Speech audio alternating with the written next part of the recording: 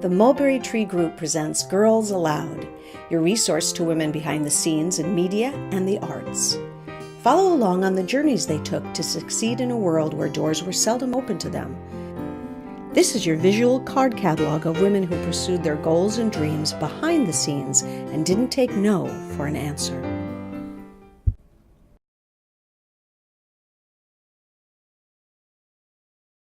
Hi, I'm Sophie Sandberg. I'm a senior at NYU studying gender and sexualities. And I'm the founder of Catcalls of NYC. And Catcalls of NYC is an Instagram account that raises awareness about street harassment by writing in chalk on the sidewalks of New York and tracing the spots where the comments happen to show people what's being said and where it's being said. The project started in my freshman year in a writing class where the assignment was to immerse ourselves in something and document it on social media. So I decided to immerse myself in catcalling because it had been bothering me for a very long time and I'd never known how to deal with it. So I decided this was my opportunity to deal with catcalling in a certain way. So what I decided to do was collect the comments, both that had been said to me, that had been said to friends, and start writing them around the city where they were happening to raise public awareness about what was being said. And posting them on Instagram allowed me to start to gain an audience on social media. I would never have called myself an artist or a street artist before the project, but now that I've been kind of sitting with the project for a long time, I do feel like turning these comments into colorful writings on the sidewalk is a type of art, maybe not in a traditional way, but just the ability to change this type of violence, this gender-based harassment into something beautiful, I do see it as a form of art now. And how do I see it influencing my career path? I'd really like for it to become a career in a sense. I would love to talk to people about this issue through an artistic lens, show people these writings as a way of just talking about the problem. As a gender and sexualities major, I've been kind of given the privilege of actually being in an environment that is so kind of supportive and open. So I actually can't say that in my academic experience I've come up against bias or anything like that because it's such an open environment, which is fantastic. The bias that I do come up against is when telling people about my major who may not understand, they may belittle the importance of studying gender. I notice in my overall experience on campus, especially my academic experience, there are certain dynamics in the classroom, especially in my core curriculum classes that aren't focused on gender, where I may feel talked over, interrupted. All of a sudden, it's not a safe space, and I feel like I can't express my voice the way I'd like to, and I feel silenced in certain ways. And I think that that's very hard to combat in the moment.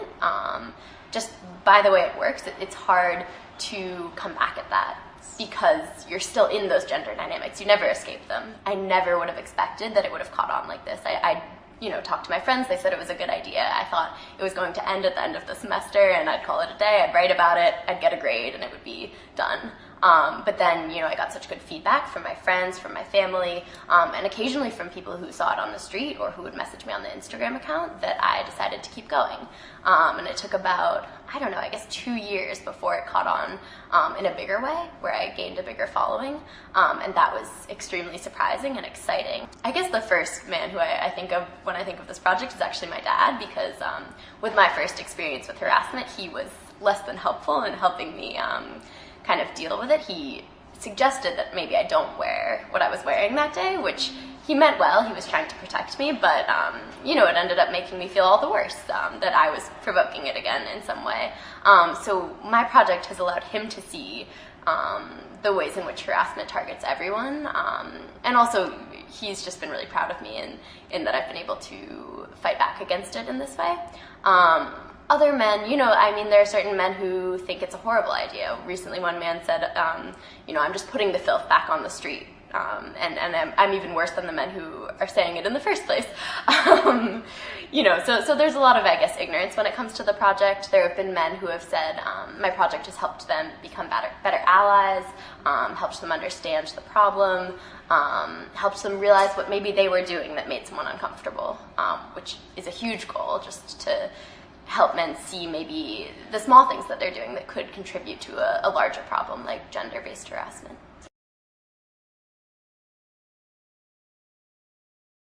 If I could speak to my 15-year-old self who was catcalled, I would tell her it wasn't her fault. When I was first walking down the street, I genuinely thought I was provoking the comment. I thought there must be something that I am wearing or doing that is provoking all of these comments and this attention. And now, I've come to realize that this behavior is constant. It happens to many people, and it doesn't matter what you're wearing or how you're walking. It's happening either way. So I would tell my 15-year-old self that it has nothing to do with you, and just keep walking, and don't let it make you self-conscious and uncomfortable, and don't let it influence how you walk down the street, because it did in the moment.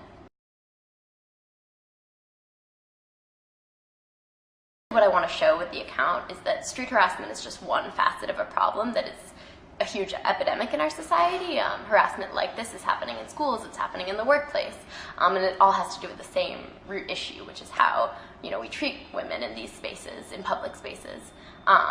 So the future of the project will be continuing to target harassment in its different forms. Work to change the culture of something like this doesn't happen overnight. So I think it's easy for people to want to say, we need to scold these people, we need to fine them, we need to put them in prison, and that doesn't work to change the culture, which isn't as satisfying in the short run, but I think it's more powerful in the long run.